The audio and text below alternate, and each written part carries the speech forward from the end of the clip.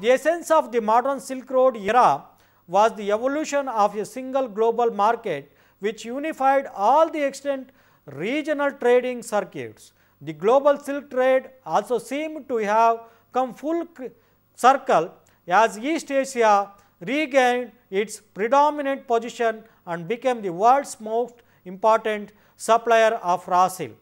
Raw silk from China and Japan simultaneously went both ways, westward to Europe and eastward to North America. The era started with the British engagement in the Opium War from 1839 to 1842, which forcibly opened China to foreign trade with the establishment of the territory ports, where trade commodities could enter and leave free from any restriction of tariff. After a sharp decline during the war period 1838 to 1842, Chinese silk exports recovered and reached close to 2 million pounds in 1845. The territory port system was extended to Japan in 1858. The Japanese raw silk industry, with more than a century and a half of successful important substitution experience, quickly became another important raw silk exporter. By the early 19th century, London had clearly emerged as an important center for the silk trade. During the 1850s and 1860s, the silkworm disease called pebrine broke out in southern Europe and gradually spread to the Middle East. In its worst years, the sericulture crop in Europe declined by as much as 75%. At this critical juncture, the British silk connection at the other end of the Eurasian continent rose to the crucial importance. In 1869, the Suez Canal opened. Through the Red Sea route, French silk merchants could import directly from China and Japan. Between the 1880s and the 1930s, more than half of the raw silk used to the looms in Lyon, the world's silk weaving capital, came from East Asia.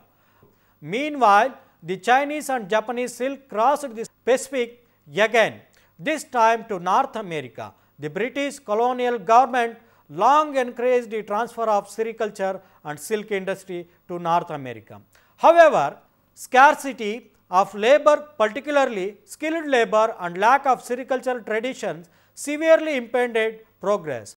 The American industry benefited significantly from the almost simultaneous decline of the British silk industry, resulting mainly from British government's abolition of the import tariff, a result of its free trade stand against the more competitive European, particularly French products. By the 1920s and 1930s, the production of the US silk industry exceeded that of all European countries combined and doubled that of the Japanese silk industry. The US silk industry developed a reputation of large-scale, capital-intensive production of standardized silk products.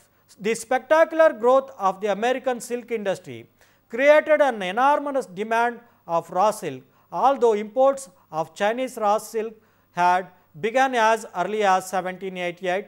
Substantial amount of raw silk crossed the North Pacific from China and Japan and San Francisco in 1867.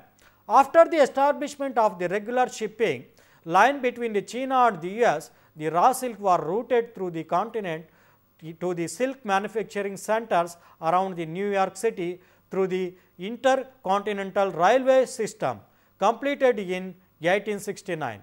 And by the 1920s and 1930s, Japan supplied 75 to 90% of the total world raw silk exports. Another distinguishing aspect of the modern Silk Road era was the massive reverse flow of technology from west to the east, that is from Europe to Asia. The superior silk reeling technology developed in southern Europe in the 18th and 19th centuries went with the European merchants as the traders moved progressively eastward in their search for raw silk.